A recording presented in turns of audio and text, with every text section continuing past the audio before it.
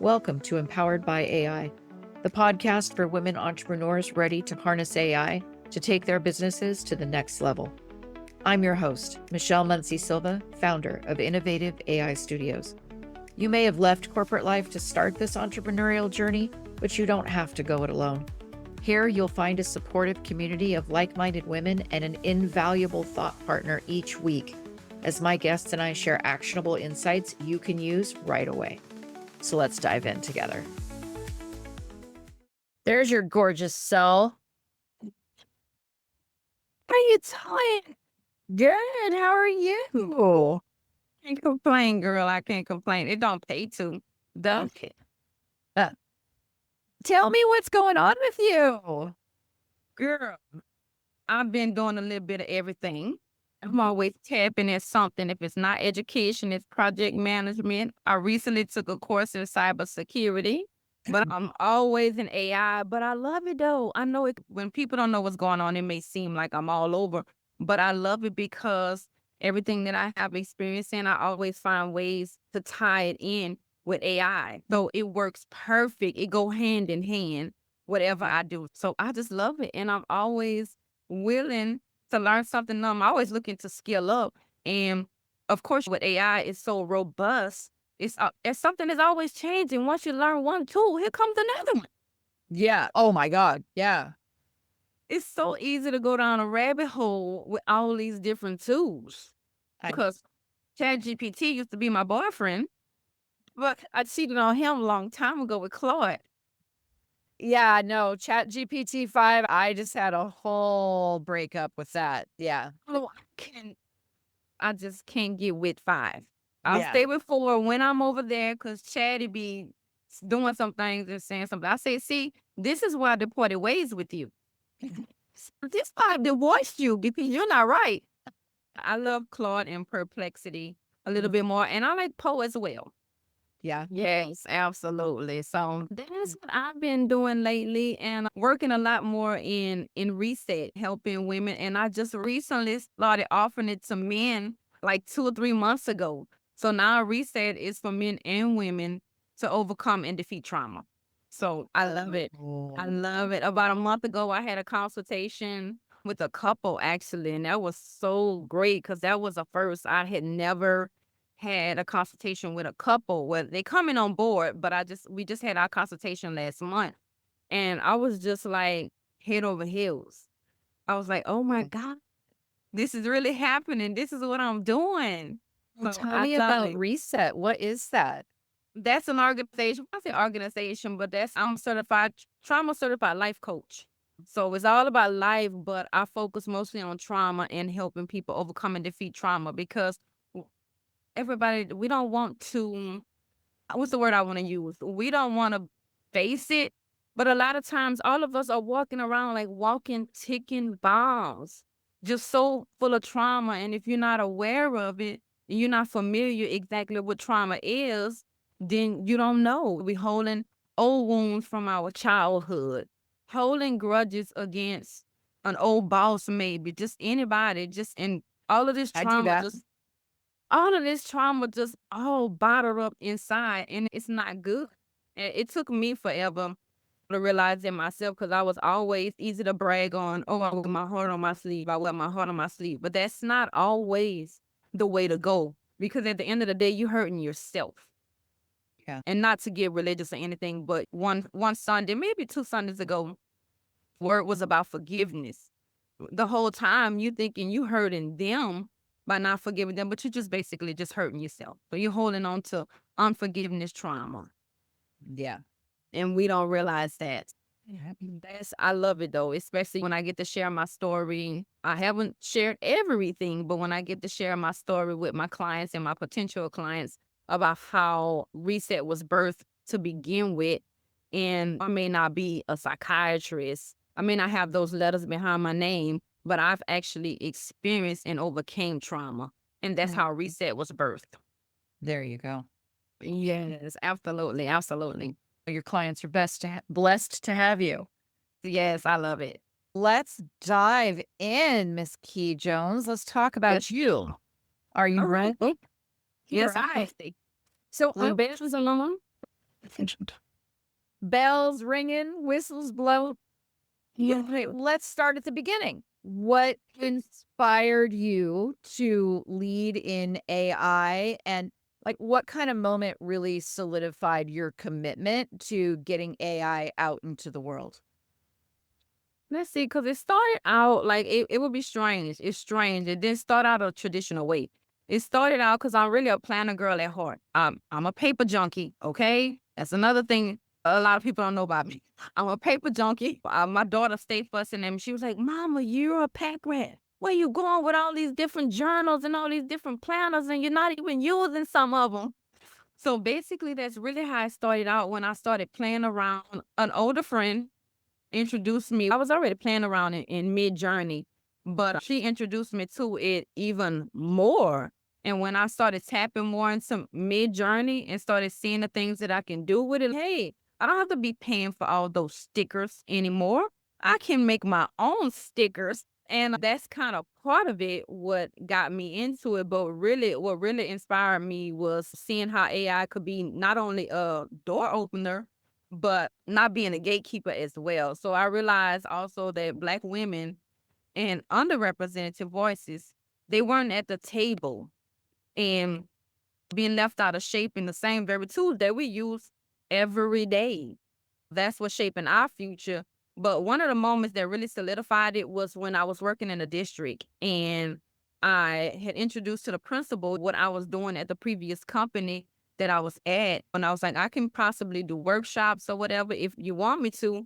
And then one day after school, when they had maybe like a parent teacher conference and stuff like that, and I not worked, but I stayed after. And the principal wanted me to introduce it to the parents and some of the other teachers what I was into, and some of the kids was there too. And just to see their little faces just light up when I told them what I was doing and the outcome that you can get out of it.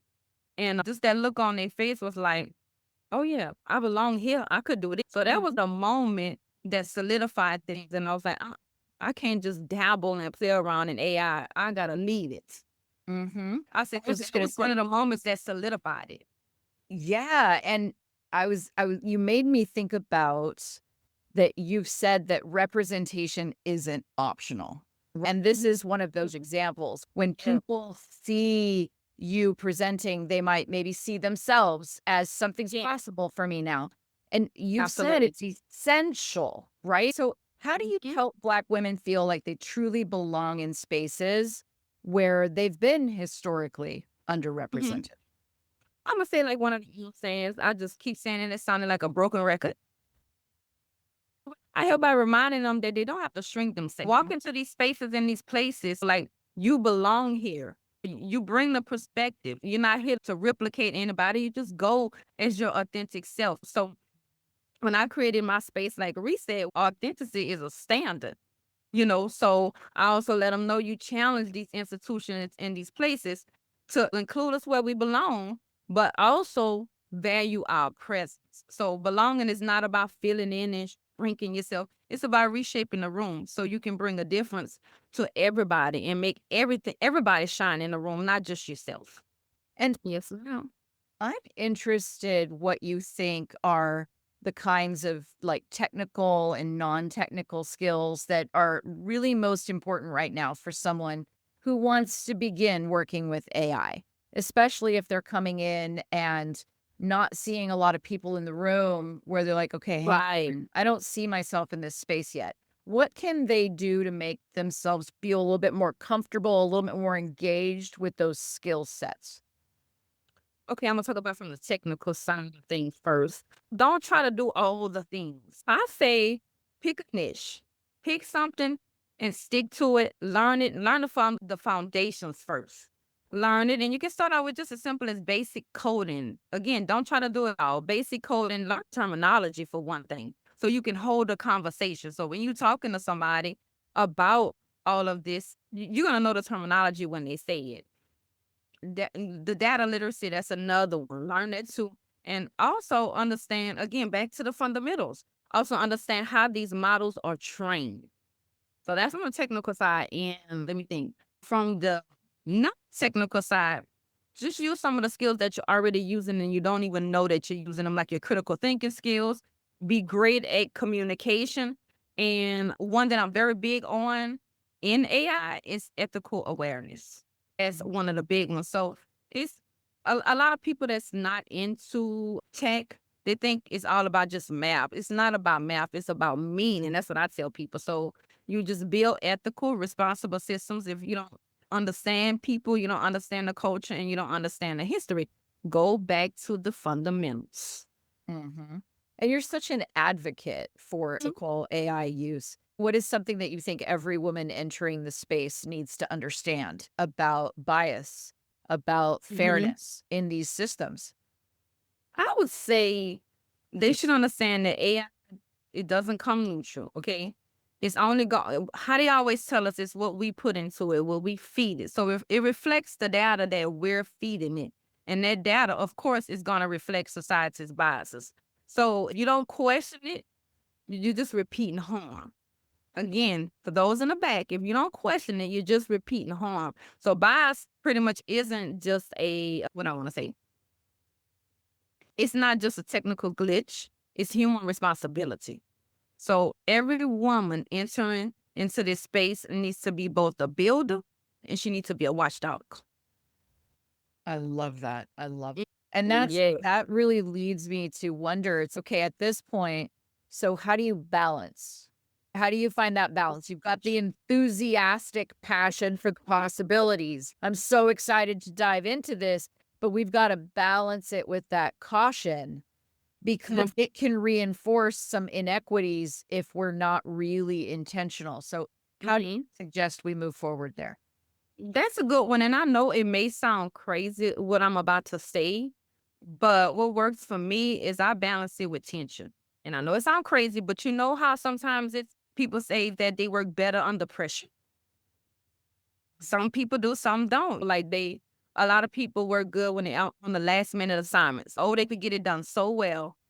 They last minute. No, that's not always good. So don't follow that. But some people work great under pressure and tension.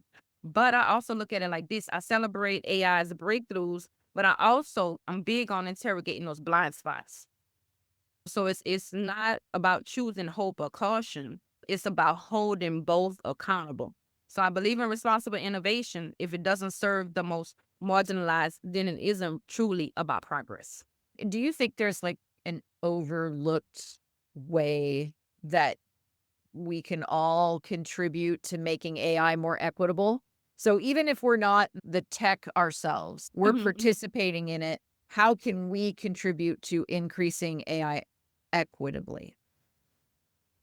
One way I can honestly say, one overlooked way is how we use it, how we use AI. So every prompt that we put in, every data set, every conversation that we're having is training these systems, okay? So if we push back on stereotypes, use inclusive language, and challenge those outputs, then who's reshaping the ecosystem? Us. So the everyday users have more power than we even realize. If that makes sense. Yeah, no, that 100% does. By acting in it, you are helping retrain it. That's right. Exactly. So for women who are listening that want to create that kind of supportive space where they live and they're working with others who want to know about AI, or where they work and they might be the AI person at their job, what do you think is that first step? I'm gonna say, like my grandmother used to always tell me when I was younger, if you want to learn something, listen. Always listen. Be mindful, listen, keep your mouth closed and your ears open and listen. And don't assume that you know what someone else needs. Ask them. Always ask. Don't just jump the gun. Then try your best to create a consistent space, even if it's just having, we like to say, coffee chat, tea, even if it's just that. And support doesn't have to start with a nonprofit, or you don't even have to have a big budget. It starts with making someone feel seen and definitely heard. So that's what I would say, the first step. First and foremost, listen. And try to be a great communicator as well. I love that. What do you think is a particular mindset shift that helped you as because you're leading others? You've got clarity and confidence. You've got both tech and advocacy spaces. What is a Yes, mindset shift that really helped you that you would want others to consider? that's a good one. I would say my biggest shift was moving from imposter syndrome to impact. So instead of always asking, I say for permission or asking if I'm qualified, I just started asking, who can I help if I show up? Who needs my help? Because I love serving. I love helping anyway. So who can I help? So that mindset right there frees you from I always want to be perfect, from perfectionism, and it centers you in purpose. So that's the mindset shift I had. I love that. Thank Love you. Thank that. you.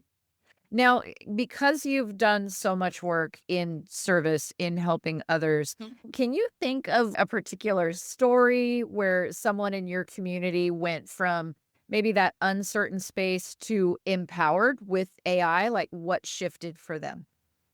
Let me see. Let me think. So somebody in my community. Oh, yes. I remember one time a young lady that I mentored. She was very hesitant. Of course, non-techie. I don't know why, but I guess that's because how the saying go, when you know better, you do better. So I remember when I mentored her and she just kept saying, I'm not a tech person. I'm not techie. I'm not techie. I'm not techie. But after guiding her through a simple project using AI, as a matter of fact, it was something that we had to do at church one time. It was something we had to do at church.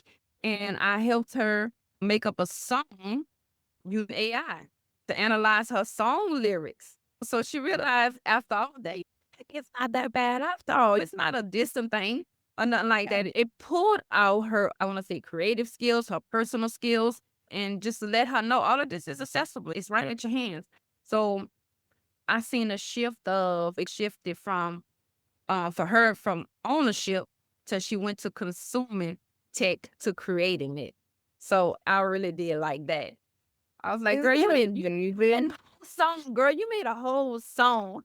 I love that. And to me, it's like that just, I so get a whole nother level of energy from watching women just embrace, like, that might be something that she'd always wanted to do, and now she could just access it and do it. Yes. So I it's awesome knowing all was right at our fingertips. That's You exactly, just and have to know that it's there for you. yes, you just have to see it's, "Wait a minute, that's possible. Oh my god." And that's that awakening that I've seen so many women have where they realize, "Okay, hang on, that dream, I put that aside for a while. Agreed. I can pick that back up now." Because one thing that I must say, even as long I haven't been in AI forever, but still the period of time that I've been there, I'm still mind blown about all the stuff that I'm still continuing to learn. And I'm like, I could do that. I could do that. I don't have to pay this. I don't have to pay. Whoa. So even us on the educator side, we still just as mind blowing. But it's a great feeling though. It's great because it's a lot of things we just like them. We didn't think that we could have done it either.